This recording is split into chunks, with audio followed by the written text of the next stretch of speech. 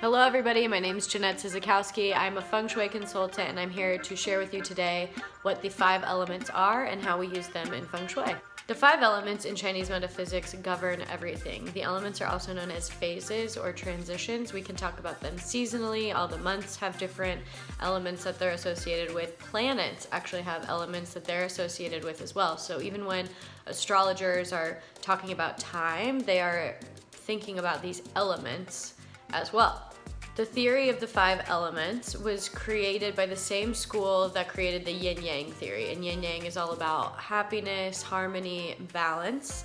And so are the 5 elements. They're all about creating harmony and balance with qi. If you look at the 5 major arts within Chinese metaphysics and all the modalities that make up those 5 major arts, you'll see they all have to do with balancing the elements. They all want to create harmony and balance within a body or within your emotions, within your environment, and they do that by balancing the elements. The one that you're probably most familiar with is acupuncture. Towards the beginning of COVID, so I guess like a year ago now, I was having a lot of anxiety, and so I went to see an acupuncturist. Anxiety is like fire of the heart, fire of the chest. There's a lot of fire in your 4th chakra. And so an acupuncturist, have you ever wondered why they poke you where they poke you? It's because they're balancing the qi inside your body. They're making sure everything is flowing efficiently and appropriately and to where it's supposed to go. And so to rid myself of all the fire in my chest, well, what puts out fire? Water. That makes sense, right? So the acupuncturist poked me accordingly to wherever water organs were. Your kidneys are a water organ, your spleen is earth. Earth also kind of puts out fire. She poked me all over, but that's kind of the basic explanation of how that balance works. Acupuncture is all about creating that balance and that internal flow of qi. Feng Shui also uses the 5 elements to create balance and harmony, but it's in your external environment. And we also use the 5 elements to access qi. The 5 elements are fire, earth, metal, water, and wood, and they go in that cycle. They all support each other, and if the cycle goes backwards, they all kind of suppress each other, for lack of a better word. And then there's also a controlling cycle. Each of these elements also has a yin and a yang version to them. Fire in yang form is, think of a big bonfire. Yin form is a small candle. Earth is a mountain form, or in yang form. In yin form, earth is like a small garden or a valley, open valleys. Metal in yang form is like a sword, is a weapon, and in yin form it is a gem. Water in yang form is an ocean, splashing, roaring ocean.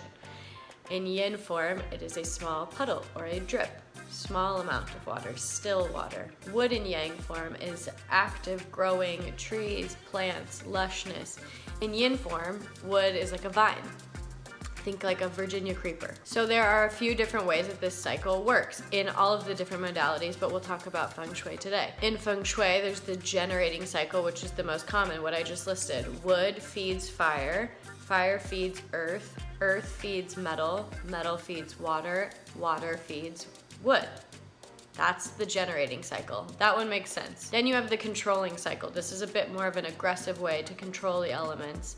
So like with the acupuncture example I used, to put out fire quickly, it was already overwhelming. So they certainly added in, I'm sure, a little bit of everything, but they put in more water to suppress that fire. So we'll start there. Water controls fire, right? A lot of water puts out fire. Fire controls metal. Fire melts metal. Metal cuts wood. Wood grows and gets its roots into the earth and grows out of the earth. And earth controls water. Think of muddying the waters. Think of creating dams to block and control large bodies of water. All of these different elements have an emotion related to them and an organ and so much more. But for example, wood is associated with anger. Anger and wood are also associated with the liver. So again, think about what anger does to the body. It starts attacking some of those organs. Sometimes we can look at a space and I talk to somebody and it's like, what emotions are you feeling? How do you feel? Are you feeling anxious? Are you feeling sad? Are you feeling full? Are you feeling mentally all over the place? And we look at the space and we can say, is there an imbalance elementally of what's going on here? In my last video, you saw that I went through the 4 factors that make Feng Shui work. And you see that it's not really about interior design and all these colors, though they do play a role in everything that we do and how we balance out these elements. The energies are based on the time and direction of the home or the space, and that determines what energies are coming to the space. Those energies all are related to an element: wood, fire, metal, etc. When we look at the numbers on that floor plan, again, look at my last video and you'll see an example. We look at, okay, this aggressive wood energy is coming in and it's not treating your personal Ming Gua well. This is why you feel overwhelmed. This is why you feel extra tired. And so we can do things externally and cosmetically, like putting elements like plants or painting or rock salt lamps, right? We can do those to temper the energies, but also we just rearrange our own actions too. Okay, if this energy that is a wood energy is good for creativity and ideas, then this is a good place to journal. But over here, instead sleep in this calmer earth energy because it matches and it supports your Ming Gua.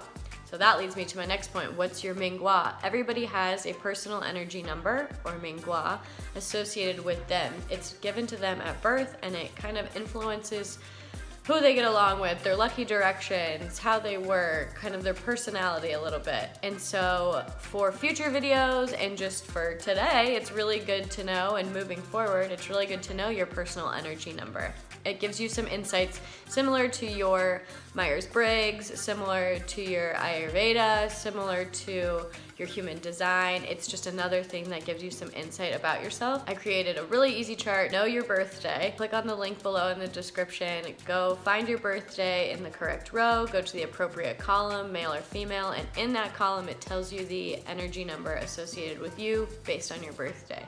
And then you get a really handy packet. It is fun and it shows you your lucky directions. It tells you what your element is. So moving forward, it's fun because then you can find out like what's good in your bedroom, what's not. It still doesn't tell us exactly what the energies are coming to your home, but we can at least find out what's supportive to you. So for example, I'm an earth element.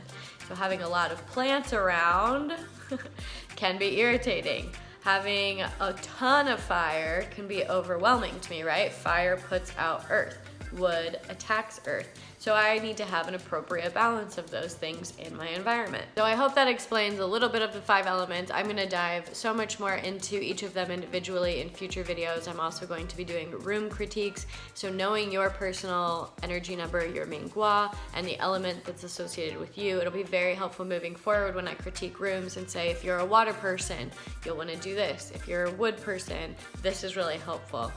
So, click the link below in the description, get your Ming Gua. Thank you so much for watching this video and following along. Subscribe and hit the notification bell so you don't miss any of those Feng Shui tips.